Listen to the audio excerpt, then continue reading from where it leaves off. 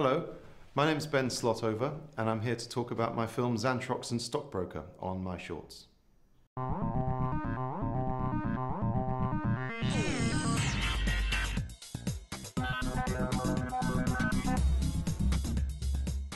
Zantrox and Stockbroker is about a stockbroker who lives and works in London who gets a surprise visit from an old friend of his called Zantrox. They haven't seen each other for like 20 years, and the Zantrox has just literally burst in. He comes crashing through the stockbroker's window of his office, and Zantrox wants to take up where they left off 20 years ago, but they've both changed, and they've kind of grown apart over the years, and the stockbroker tries to humour Zantrox, but they don't make a go of it because so much time has passed, and it's quite a sad film. It's kind of based on myself trying to reconnect with an old friend, and I was the Zantrox, if you like. I visited him, and it just wasn't really happening anymore.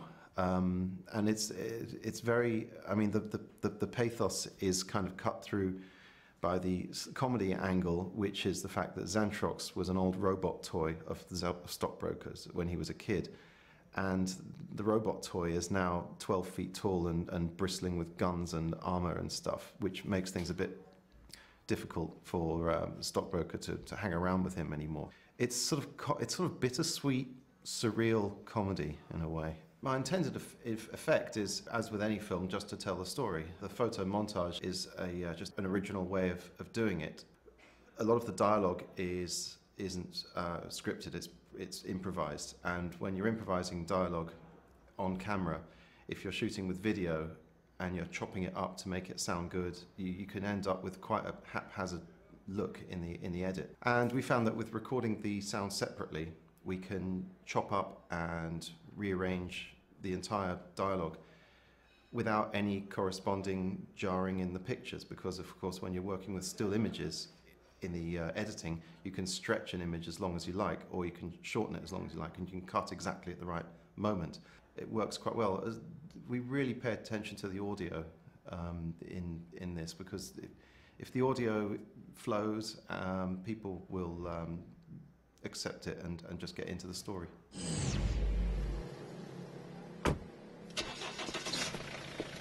Hackney. Ah, a disturbance. Driver, Gate Road, please. The good thing is, if you're working with a small crew and a small budget, you can take advantage of situations which come up, or resources which come up. You can get some, what we call like some happy accidents happening when you're shooting. And for instance, a friend of mine, he made a film about a man who blows up a building, and he found out that some old tower blocks were going to be destroyed on a certain day. So he utilized that, and without any outside pyrotechnics or special effects afterwards, he took advantage of that happening. So as I said, it's like he found the resource first, and then he channeled his film into that. Well, in my films, Mick is sick, and Training Daljinder, the character of Mick is a cab driver, and he's the worst minicab driver in Ilford, which we like to say puts him in running for the worst minicab driver in the world. We just sort of wondered how far we can go with a character who's so sort of utterly disgusting, that how broad can we make the comedy? I mean, Mick is Sick has a scene where he has some stomach problems, and he ends up defecating into a plastic bag while sitting in the back of his cab next to his passenger, and just to make conversation. And I think the comedy really comes from the horror in the passenger's face while he's holding his nose and trying not to talk about football and trying to ignore what's happening next to him. Training Daljinder was a little bit more gentle, although there is a scene where Mick has a jar of old vomit which he uses to induce vomiting in his more drunk passengers before they get into the cab, so they won't vomit in the cab. That's his idea, and it's just the sort of the twisted logic of someone who basically ignores every rule of civil society. And that is how you steal fares from other cab companies. Of course, this time it panned out a little bit differently, but you get the basic idea. But you stole his drawers. Technically, I rendered a service. I realised that, to shoot 3D, you're going to need two cameras, for the left eye image and the right eye image. And I was messing around with how to fix these cameras onto a tripod properly. And I found a way of doing that using some quite cheap components from a camera shop. And then having these two images, I brought them into a program called Adobe After Effects, which has a plugin called 3D Glasses. And I believe that plugin wasn't actually intended for real 3D. I think it looks like it was just to give an effect, like to look like 3D. But with a bit of tinkering, I found that you can actually get some pretty good 3D effects with it.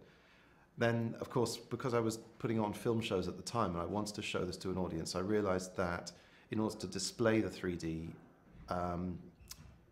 there are certain constraints, like you need to display it from a laptop and not from a DVD player, because the composite signal muddies the colors up a bit, and the audience obviously had to have glasses, so I found a cheap distributor of 3D glasses.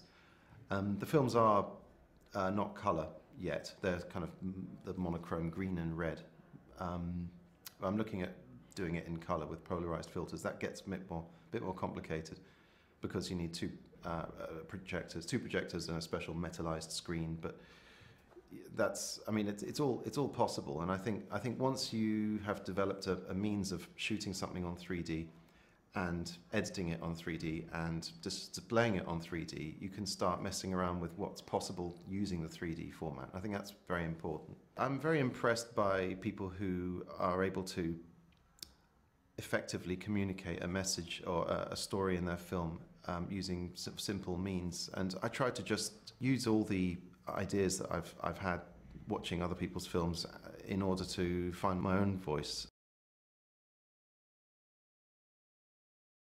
I've not counted how many short films I've made. I did upload something to YouTube the other day, and I realized it was my 100th film. And I figured, well, it's probably time to do the big one, to get a feature going. And with all the experience I've had and all the contacts I've made in the industry so far, I think it's probably time. And I have a feature in the works, which is basically using the photo montage method. It's going to be a Jim and Heinz feature. Jim and Heinz are two characters which all these photo montage films are involved in. In fact, Zantrox and Stockbroker is part of the Jim and Heinz universe, and we're going to try and make a full 90 minutes of photo montage. I also have a Mick screenplay in the works. The thing is about the Mick screenplay is that's live action, and it had so many locations and so many actors in it that it was kind of impractical to make it as a first feature. I think the first feature really has to be a small, simple one, just to show people that you can do it, and I want to show myself I can do it as well.